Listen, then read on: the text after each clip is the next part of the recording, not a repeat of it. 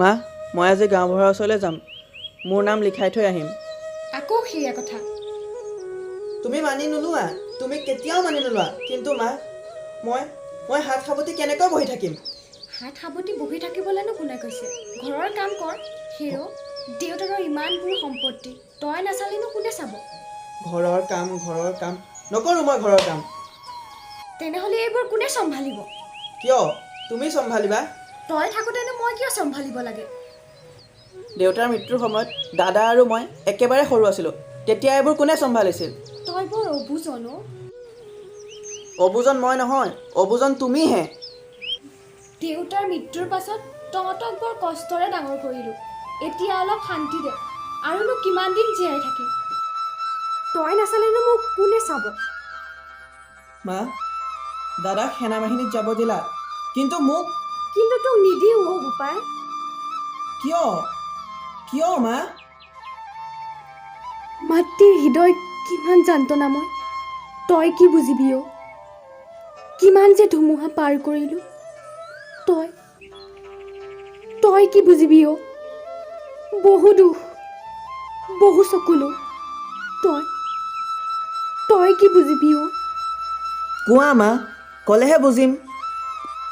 তোৰ দেউতা ইংৰাজৰ গুলীত মৰিল। দেউতাৰ আত্মাৰ শান্তিৰ কাৰণে স্বামীক ফৌজত ভৰ্তি কৰিলোঁ। কিন্তু মোক কিয় যাব নিদিয়া? তোৰ অবিহনেনো মই কাৰ লগত থাকিম? আজি দেউতা থকাৰ হ'লে মোক কেতিয়াও বাধা নিদিলে হয়। প্লিজ মা, মোক যাব দিয়া। দেউতাৰ দৰে মোৰো দেশৰ বাবে প্ৰাণ দিবৰ মন যায়। বল্লী, তই অবুজন নহবি। তোৰ দেউতা বীৰ আছিল। বুকুত 7টা গুলি লগাৰ পাছতো হাতৰ ৰাইফল খহি পৰা নাছিল। মা, দেউতা দেশৰ বাবেই শ্বহীদ হ'ল, আৰু স্বামী দাদাও। নাই, স্বামীৰ একো হ'ব নোৱাৰে। নকবি বল্লী, স্বামীৰ একো হ'ব নোৱাৰে। মা, চাৰিওফালে কেৱল যুদ্ধ। চীনে বাৰে বাৰে গোলাবৰ্ষণ কৰিছে। দেশ ৰক্ষাৰ বাবে সকলোৱে কঁকালত টঙালি বান্ধিছে। মা, ময়ো দেশ ৰক্ষাৰ কথা ভাবিছোঁ। বল্লী, মই কিন্তু তোৰ বিয়াৰ কথাহে ভাবিছোঁ। স্বামী দাদা থাকোঁতে প্ৰথমে মোৰ বিয়া? অসম্ভৱ। এইটো কেতিয়াও হ'ব নোৱাৰে। হ'ব, তাৰো বিয়া হ'ব। যুদ্ধ সামৰি ঘৰলৈ আহিলেই হ'ল। বল্লী, মই পানী আনিব যাওঁ। ঘৰত এটোপো পানী নাই। যোৱা মা, সোনকালে আহিবা।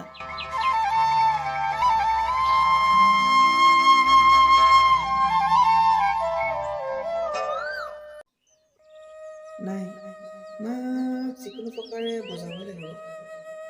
মোৰ প্ৰাণৰ মাতৃভূমিৰ বিপদৰ সময়ত মই ঘৰত বহি থাকিব নোৱাৰোঁ। দেশ মাটি জাতি থাকিলেহে আমি থাকিম। চীনৰ অন্যায় আক্ৰমণ বাধা দিবই লাগিব। লাজু! কি হ'ল বৰমা?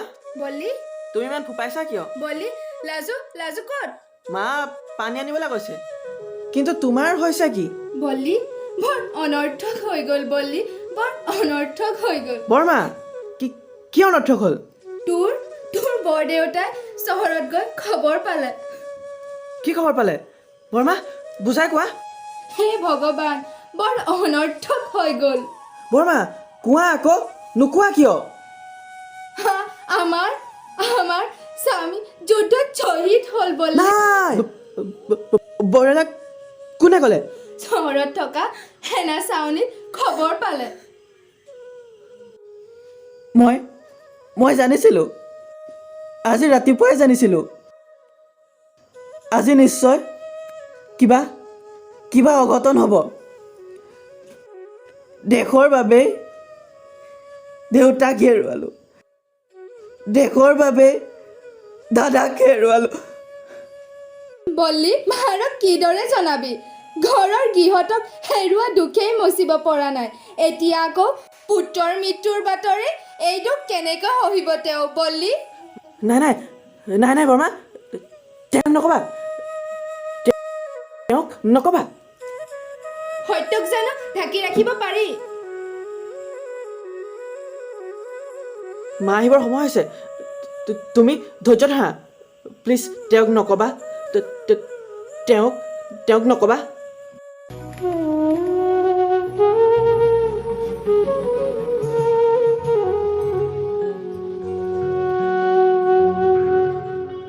লাজু, খালী কলহ যে পানী আনিবলৈ নগলা? মা, হাতত এখন কি? ল বল্লি, মই গাঁওবুঢ়াৰ ওচৰত তোৰ নাম লিখাই থৈ আহিছোঁ। যুদ্ধত যাবৰ বাবে সাজু হ।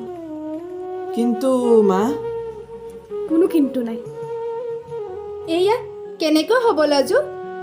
বল্লি গুচি গ'লে তোমাক চাব কোনে? কোনেও কাকো চাব নালাগে। মা, এনেকৈ নক'বা। মই তোমাৰ কাষতে থাকিম। মই সদায় তোমাৰ লগতে থাকিম মা। মই ফৌজত যোৱাৰ সিদ্ধান্ত সলনি কৰিছোঁ মা। মই কেতিয়াও তোমাক এৰি নাযাওঁ মা। মই সদায় তোমাৰ কাষতে থাকিম মা। লাজু, তুমি পাগলী হৈছা? স্বামী যুদ্ধত থাকোঁতে পুনৰ বল্লিক এবাৰ ভাবিছোৱা লাজু। সকলো ভাবি চিন্তিয়ে কৰিছোঁ। লাজু, তুমি কি কৈছা জানা? মই সকলো জানো। পানী আনিব গৈ বাটত খবৰ পালোঁ স্বামী শ্বহীদ হ'ল। দেশৰ বাবে দেউতাক গ'ল, স্বামী গ'ল, আৰু বলিও যোগ। কিন্তু তুমি বলিক নক'বা, তেওঁক নক'বা। লাজু, বলিক যাব নিদিবা লাজু, যাব নিদিবা।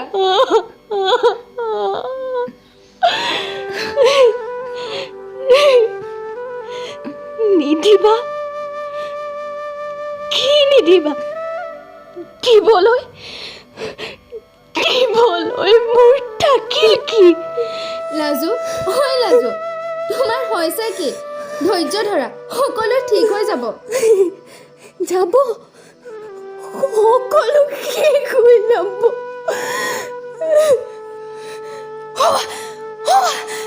আকাশত আকাশী জান উৰিছে।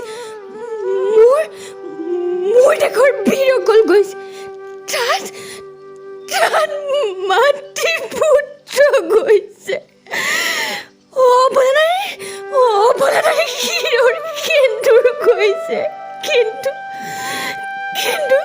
তুমি তেওঁক নক'বা।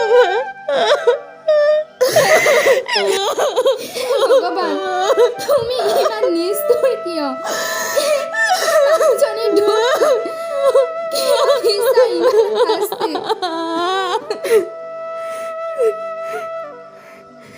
ৰুক্মিণী, দুখ কৰি লাভ নাই অ'। সুখ দুখ হাঁহি কান্দোনেইতো জীৱন। লাজু, কিন্তু বল্লিক কিয় যাবলৈ দিলা? দেউতাকৰ আধাৰৰ কাম স্বামীয়ে কৰিলে, আৰু স্বামীৰ আধাৰৰ কাম বল্লিয়ে কৰিব ৰুক্মিণী। কিন্তু তুমি বল্লিক নক'বা, বল্লিক নক'বা।